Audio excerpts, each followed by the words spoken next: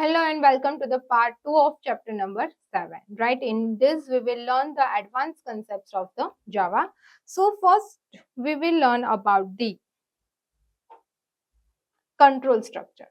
Right, what this control structure is. So if you have the three statement, right, or based on some condition you want to define which statement will print, so that is known as the conditional executions.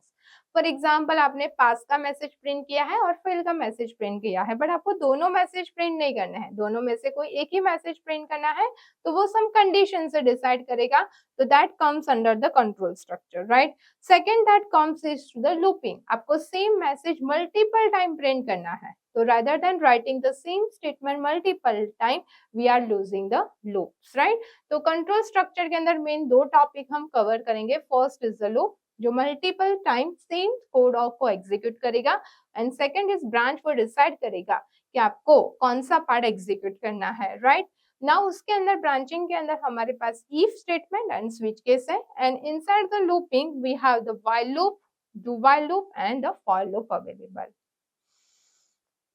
Now before we start we have to understand what is a block is.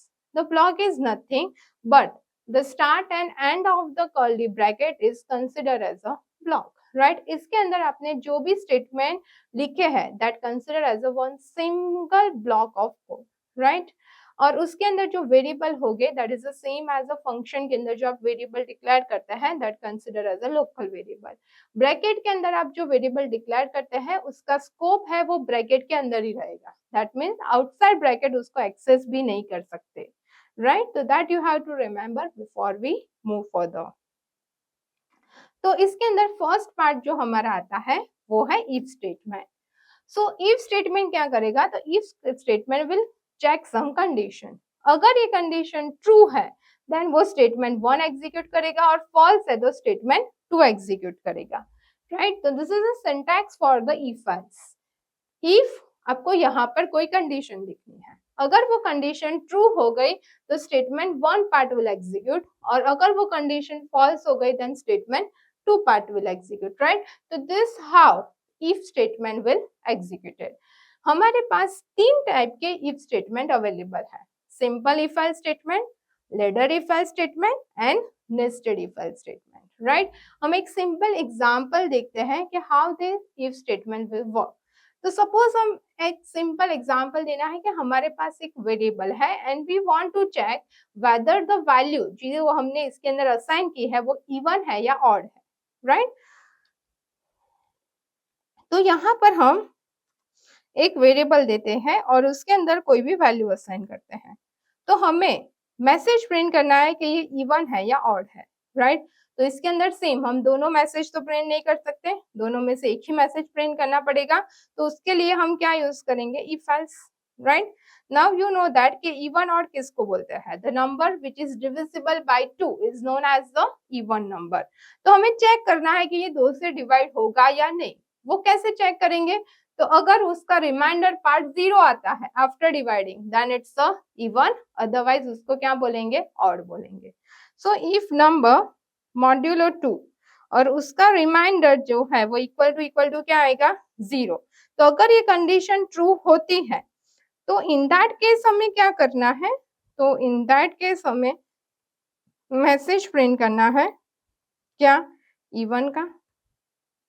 और अगर ये condition false होती है तो हमें क्या करना है, तो इन दैट केस अगेन हमें मैसेज प्रिंट करना है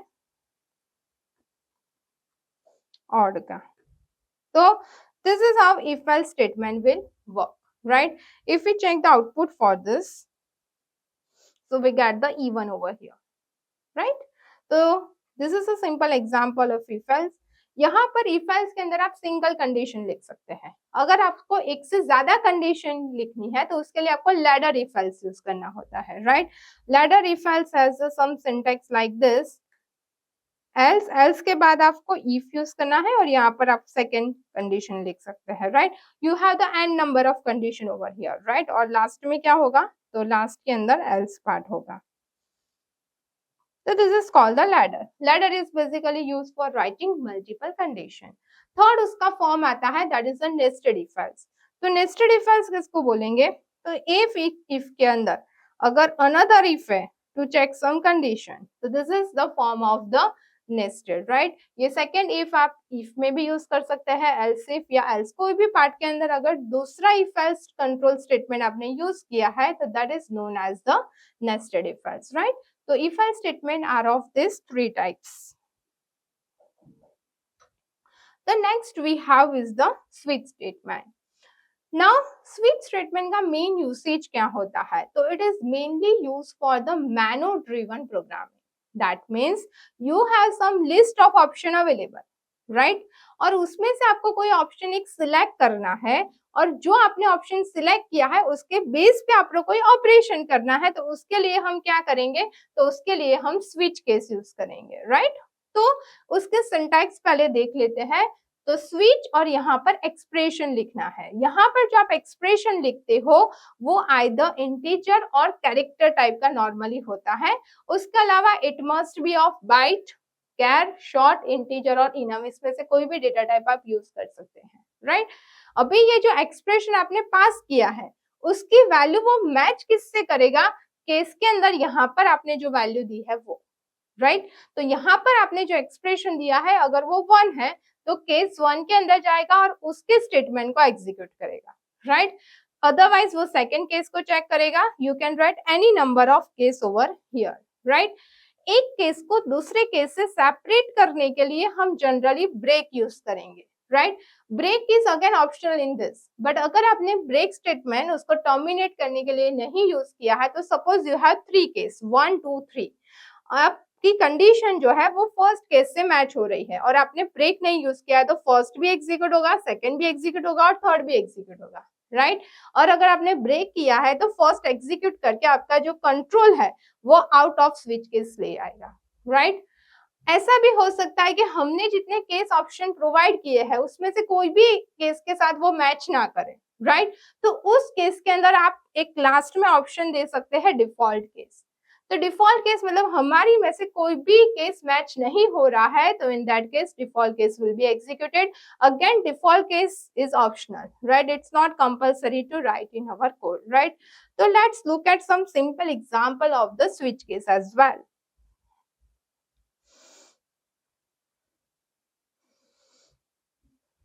तो हम सिंपली ऐसा करते हैं,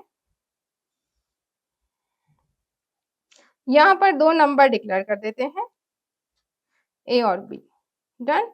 अभी मुझे ऐसा करना है कि अगर यूजर 1 एंटर करे तो उसका एडिशन करना है और 2 एंटर करे तो मल्टीप्लीकेशन करना है, राइट। दैट मीन्स आपने यहाँ पर आपको जनरली ऐसे ऑप्शन प्रोवाइड करना पड़ेगा कि 1 किसके लिए है? एडिशन के लिए है, 2 फॉर मल्टीप्लीकेशन, या you can write any other application.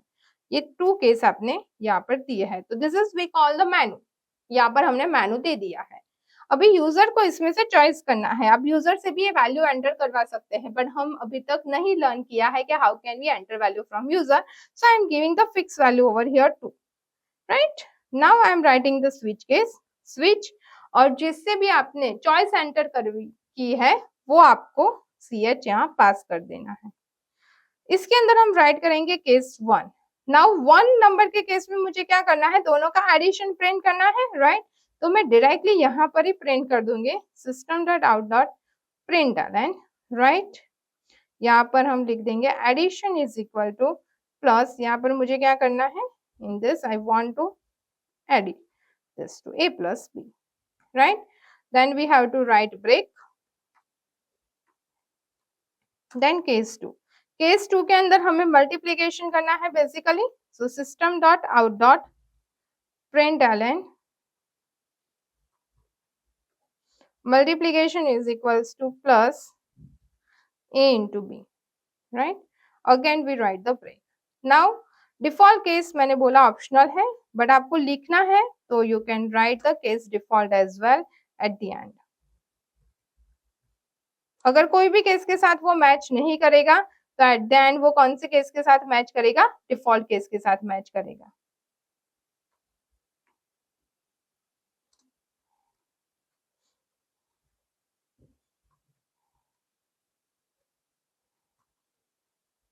यहाँ पर आप कोई भी मैसेज प्रिंट कर सकते हैं, इनवैलिड चॉइस लाइक। तो this is how switch case will work, right. हम इसका आउटपुट भी एक बार चेक करते हैं। अभी मैंने 2 दिया है, राइट। तो यहाँ पर CH में कौन सी वैल्यू गई 2, तो उसने 1 के साथ मैच किया, 1 नहीं हुआ, 2 के साथ मैच करेगा तो हमें मल्टीप्लीकेशन का आंसर करके यहाँ पर प्रोवाइड कर देगा, right. So multiplication is equal to 184, right. यहाँ पर न्यू लाइन नहीं है, सेम लाइन में आंसर आ जाता है। If you print the new line over here,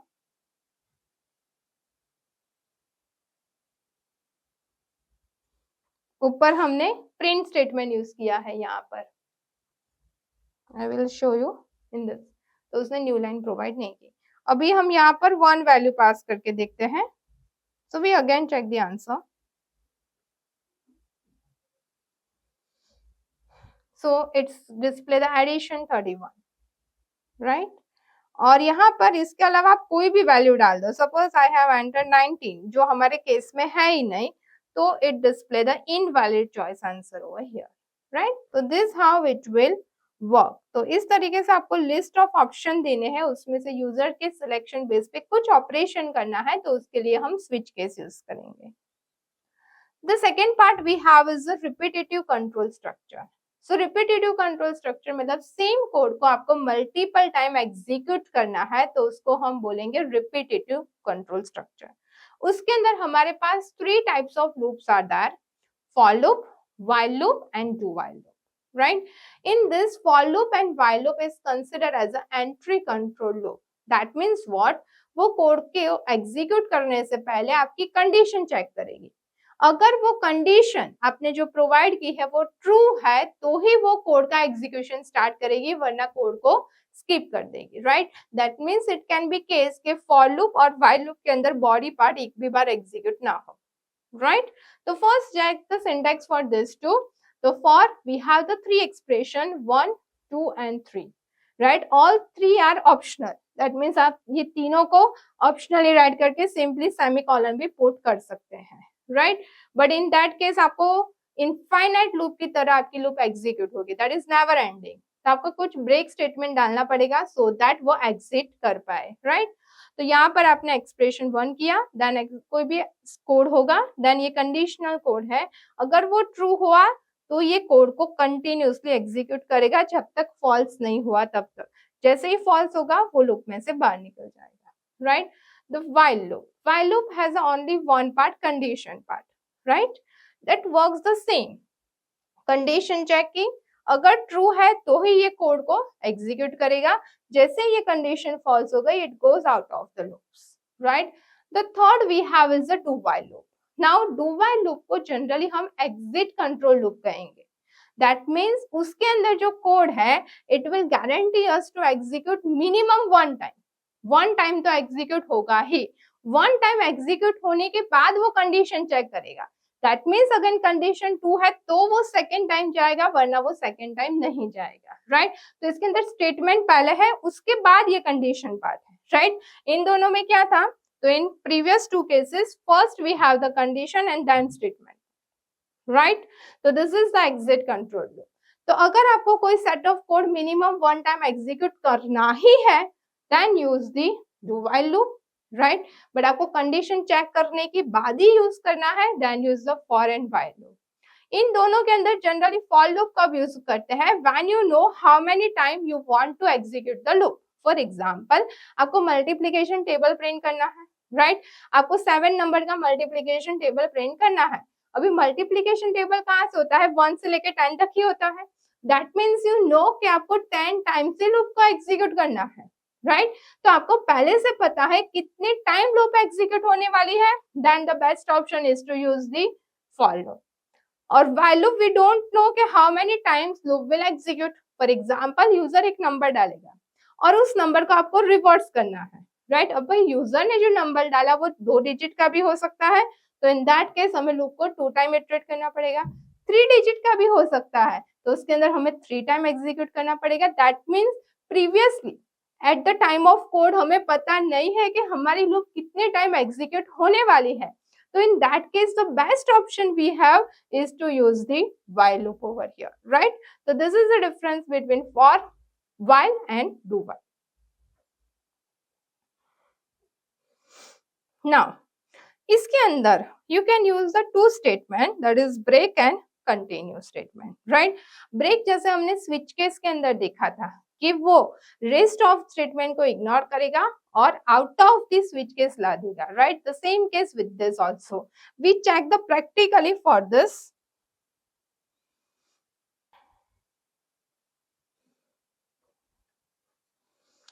तो सिंपली हम क्या कर रहे हैं, यहाँ पर एक फॉर लूप यूज कर रहे हैं, वो 1 to 10 प्रिंट कर रही है, तो हम 1 से स्टार्ट करना चाहते हैं, कहाँ तक प्रिंट करना है, 10 तक, राइट। एंड 1 to 10 प्रिंट करने के लिए मुझे क्या करना पड़ेगा, इंक्रीमेंट बाय 1 करना पड़ेगा, और इसको हम यहाँ पर प्रिंट कर देते हैं आई को। ओके, तो सिंपली मैंने सिंपल अभी फॉर लूप यूज की है विदाउट ब्रेक और continue.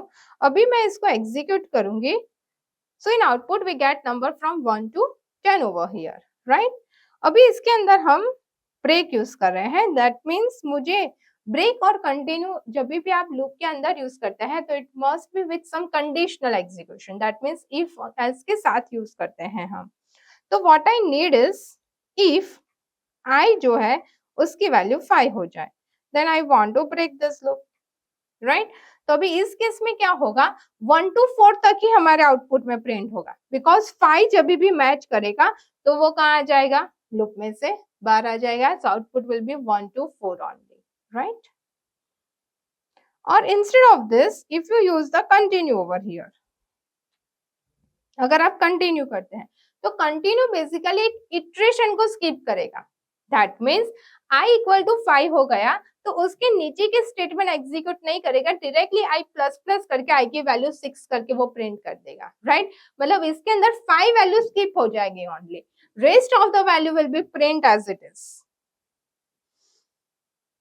So in this you can able to view if the 5 is missing in this, right, rest of the value will be visible as it is. So this is the what difference between break and continue statement. We can also use the nested loop.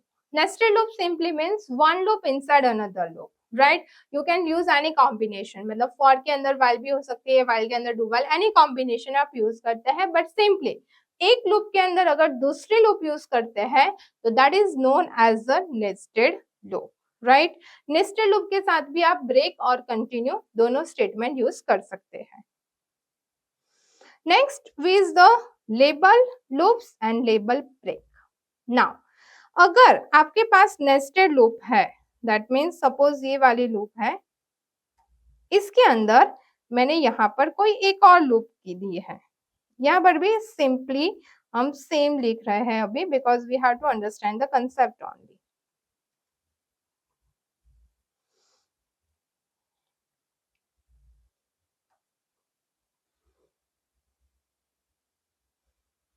तो ये मैंने nested loop use की, one for loop and another for loop, right. अभी इसके अंदर आपने जो break और कंटिन्यू यूज किया है वो किसको अफेक्ट करता है, तो वो सिंपली नियरेस्ट लूप को अफेक्ट करेगा। मतलब वो कौन से लूप को ब्रेक करेगा, जो इनर वाली लूप है उसको ब्रेक करेगा, डन।